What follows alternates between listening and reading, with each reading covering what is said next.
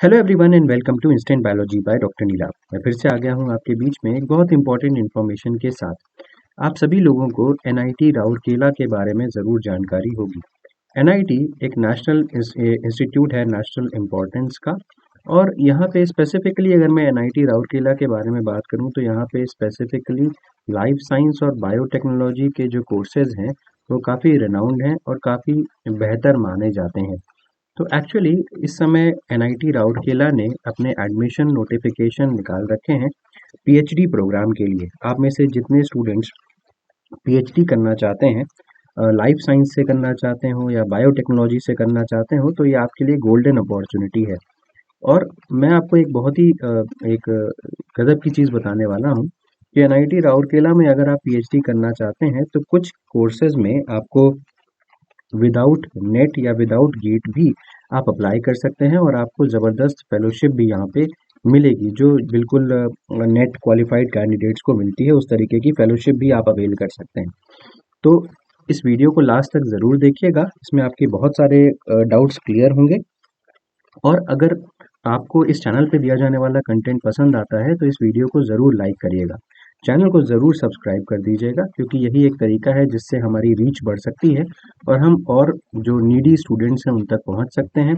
और हमारा एक कंटिन्यूअस मोटिवेशन भी बना रहता है जिससे कि हम आपके लिए और बेहतर कंटेंट हर बार लेकर के आ सकें। अब आप ये वेबसाइट देख सकते हैं। इस वेबसाइट की डिटेल मैं डिस्क्रिप्शन सेक्शन में भी दे दूंगा ताकि आप डायरेक्टली यहाँ पे आ सकें और अप्लाई कर सकें। अब इससे रिलेटेड जो पीडीएफ है उसको अपने टेलीग्राम ग्रुप के ऊपर पोस्ट कर दूंगा, आप उसको स्टडी कर सकते हैं। नीचे स्क्रॉल करते हुए आएंगे तो यहाँ पे आप देख पाएंगे कि ये देखिए, advertisement for admission to PhD autumn 2024-25।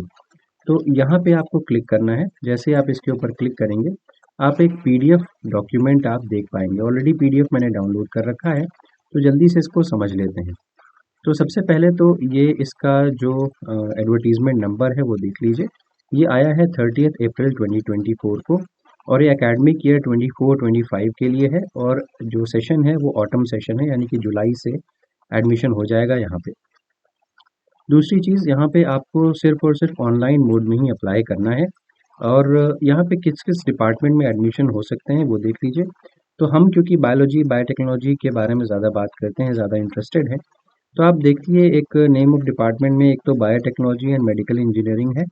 इस डिपार्टमेंट में आप एलिजिबल होंगे और यहाँ पे काफ़ी सारे एरियाज़ दिए हुए हैं, ब्रॉड एरिया ऑफ रिसर्च जो इस डिपार्टमेंट में जिस एरिया में होते हैं रिसर्च, तो ये आप देख सकते हैं। दूसरी चीज़, यहाँ पे आप नीचे स्क्रॉल करते हुए जाएंगे तो यहाँ पे आपको लाइफ साइंस का एरिया भी दिख रहा है। ठीक है, तो ये लाइफ साइंस में ह्यूमन मॉलिक्यूलर जेनेटिक्स, एपिजेनेटिक्स, तो ये बहुत सारे एरियाज यहाँ पे दिख रहे हैं। डिपेंडिंग अपॉन आप किस में इंटरेस्टेड हैं आप सोच सकते हैं। इसके अलावा मुझे और कोई डिपार्टमेंट ऐसा नहीं मिला जिसमें आप इंटरेस्टेड हो सकते हैं।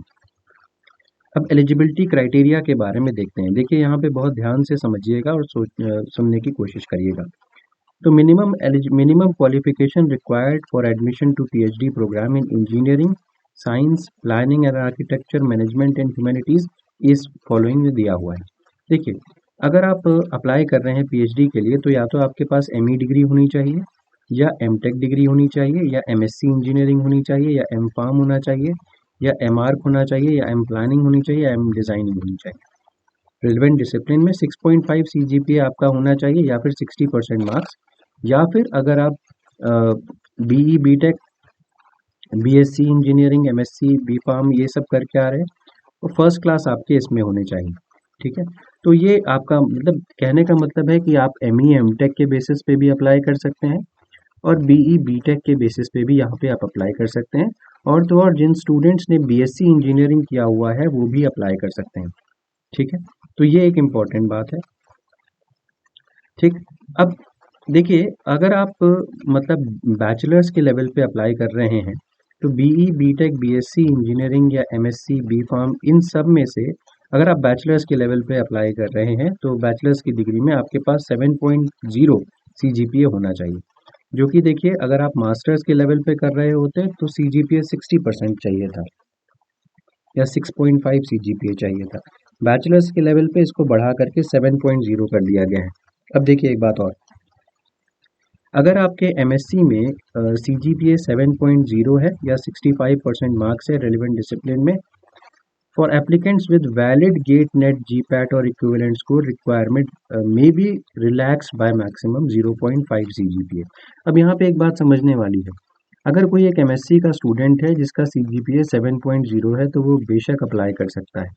लेकिन मान लीजिए कि कोई ऐसा स्टूडेंट है जिसके मार्क्स थोड़े से कम रह गए हैं, जैसे कि मान लीजिए 6.5 सीजीपीए रह गया है, तो 0.5 सीजीपीए कम रह गया है ना, तो कहने का मतलब है कि 0.5 सीजीपीए ये अलाउ कर देंगे अगर आपके पास एमएससी के साथ साथ गेट नेट या जीपैट का क्वालिफिकेशन है तो।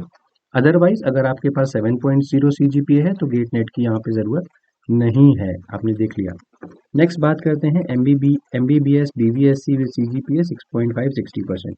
अभी मैं और भी क्वालिफिकेशन के बारे में और बातें करूंगा आपसे, लेकिन ग्रेजुअली बात करते चलते हैं। देखिए यहाँ पे वही चीज़ दी हुई है कि 0.5 सीजीपीए ये मैनेज कर देंगे अगर कैंडिडेट ने गेट नेट जीपैट या वगैरह क्वालिफाई किया हुआ है, तो ये चीज़ वही चीज़ लिखी हुई है ऊपर। कैंडिडेट्स जो कि रिजर्व कैटेगरी को बिलोंग करते हैं उनके मार्क्स भी 0.5 सीजीपीए से रिलैक्स किए जा सकते हैं। अगर आप engineering and science discipline except life science की बात की जाए, देखिए इंजीनियरिंग और साइंस डिसिप्लिन में अगर आप अप्लाई कर रहे हैं एक्सेप्ट लाइफ साइंस, तो कैंडिडेट के पास +2 में मैथ्स होनी चाहिए। ठीक है। दूसरी चीज़, students admitted to PhD program in engineering physics maths must have passed mathematics at +3 level, यानी कि ग्रेजुएशन में आपके पास मैथमेटिक्स होनी चाहिए। स्टूडेंट्स विदाउट मैथ, अगर आपके पास मैथ्स नहीं रही है +3 लेवल पे, तो आपको यहाँ पे एडिशनल कोर्सेज करने पड़ेंगे जिसकी डिटेल यहाँ पे नीचे दी हुई है। A student should have passed life science or biological science either at +2 or +3 level for admission to PhD in life science department। अगर मान लीजिए कोई ऐसा स्टूडेंट है जो बायोलॉजी का नहीं है, तब भी उसने +2 या +3 लेवल पे लाइफ साइंस या बायोलॉजिकल साइंसेस पढ़ा होना चाहिए, तभी वो PhD लाइफ साइंस में एडमिशन ले सकता है। ठीक, तो ये कुछ डिटेल्स यहाँ पे दी हुई हैं। अगर कोई ऐसा स्टूडेंट है जो कि रिजल्ट वेटिंग कैटेगरी में है, तो उसको भी वो भी अप्लाई कर सकता है, बट उसको यहाँ पे 30 सितंबर 2024 तक अपने सारे डॉक्यूमेंट्स सबमिट करने पड़ेंगे। ठीक है। नेक्स्ट अगर हम बात करते हैं, तो अब यहाँ पे एग्जैक्ट डिटेल्स दी जा रही हैं एलिजिबिलिटी क्राइटेरिया के साथ। सबसे पहले ऊपर देखिए, biotechnology and medical engineering, BM इसको बोल रहे हैं। इस डिपार्टमेंट में एडमिशन लेने के लिए मास्टर्स डिग्री इन इंजीनियरिंग अगर आपके पास है, मेडिसिन, डेंटल, फार्मेसी, तो देखिए मास्टर्स डिग्री अगर है और बैचलर्स डिग्री इन इंजीनियरिंग, किसी भी ब्रांच में बैचलर्स डिग्री है, मेडिसिन, डेंटल, फार्मेसी, वेटनरी, तो अगर मास्टर्स डिग्री इंजीनियरिंग में है किसी भी ब्रांच में, तो आपको कोई भी गेट नेट वगैरह की ज़रूरत नहीं है। अगर बैचलर्स डिग्री है आपके पास, तो आपको valid GATE NET BET GPAT score चाहिए होगा। अगर आपके पास एमएससी डिग्री है बायोटेक्नोलॉजी में, life science, physics, chemistry, allied sciences, तो भी आपको गेट नेट की ज़रूरत पड़ेगी। तो अगर इंजीनियरिंग में मास्टर्स डिग्री है तो आपको गेट नेट की कोई ज़रूरत नहीं है, बहुत क्लियरली समझ लीजिए। तो non gate non net students भी अप्लाई कर सकते हैं यहाँ पे। अगर हम आगे बढ़ते हैं और लाइफ साइंस के बारे में बात करते हैं, तो लाइफ साइंस में अगर स्टूडेंट के पास एमएससी है in life science, botany, zoology, microbiology, biotech, biochemistry, bioinformatics, MBBS, MBSc, biophysics, food science technology, BTech in integrated, MTech in biotechnology और any branch of biological science, B pharm, M pharm, MS in any branch of biological sciences, तो देखिए यहाँ पे कोई भी gate net का जिक्र ही नहीं है। बीटेक के स्टूडेंट्स एलिजिबल हैं, एमटेक के एलिजिबल हैं, एमएससी के भी एलिजिबल हैं। तो ये बहुत ही ज़बरदस्त यहाँ पे बात है, इसको ध्यान में रखिएगा। कोई गेट नेट की रिक्वायरमेंट का जिक्र यहाँ पे मुझे नहीं नज़र आता। नीचे स्क्रॉल करते हुए जाइए तो यहाँ पे आपको दिख सकता है कि बीटेक के डिग्री के स्टूडेंट्स, बीटेक के डिग्री वाले स्टूडेंट्स को हमेशा एमएससी के डिग्री के स्टूडेंट्स से ऊपर प्रेफरेंस दिया जाएगा, चाहे एमएससी वाले ने बाद में एमटेक भी कर रखा हो तब भी। तो ये बात क्लियर हो गई होगी। अब यहाँ पे देखिए फेलोशिप के बारे में, तो पहले और दूसरे साल में 37,000 पर मंथ, और इसके अलावा थर्ड, फोर्थ और फिफ्थ ईयर में 42,000 पर मंथ है। इंस्टीट्यूशनल फेलोशिप्स मिलेंगी। ठीक है, ये बहुत इंपॉर्टेंट बात है भाई। ज़्यादातर इंस्टीट्यूट्स क्या कहते हैं कि आप अपनी फेलोशिप लेकर के आइए। तो यहाँ पे अपनी फेलोशिप वाले अप्लाई कर सकते हैं, बट फिर भी हर स्टूडेंट को इंस्टीट्यूशनल फेलोशिप यहाँ पे दी जा रही है। ठीक है, next, payment of institutional fellowship is effective from the date of enrolment और स्टार्टिंग ऑफ बायोमेट्रिक अटेंडेंस। ठीक है, financial support is initially for a period of 1 year and will be renewed on year to year basis. जैसे आपका performance satisfactory होगा तो year to year basis पे इसको renew करते रहेंगे।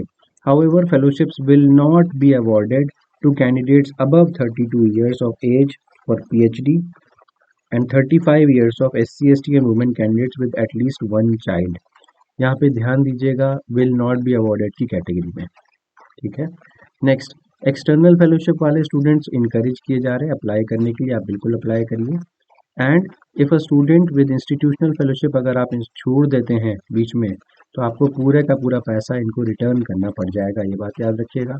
अकोमोडेशन, आपको हॉस्टल अकोमोडेशन मिलेगा depending upon the availability. Fees वगैरह यहाँ पे मेंशन्ड है, तो फीस आप देख सकते हैं, बहुत ज़्यादा फीस नहीं है। और कुल मिलाकर के यहाँ पे आप देख सकते हैं 67,000 रुपीज़ फर्स्ट सेमेस्टर की, 54,500 रुपीज़ सेकेंड सेमेस्टर की फीस है। और इसमें कुछ डिस्काउंट अवेलेबल है SC ST कैंडिडेट्स के लिए। ठीक, तो ये सारी की सारी आपकी डिटेल्स हो गई।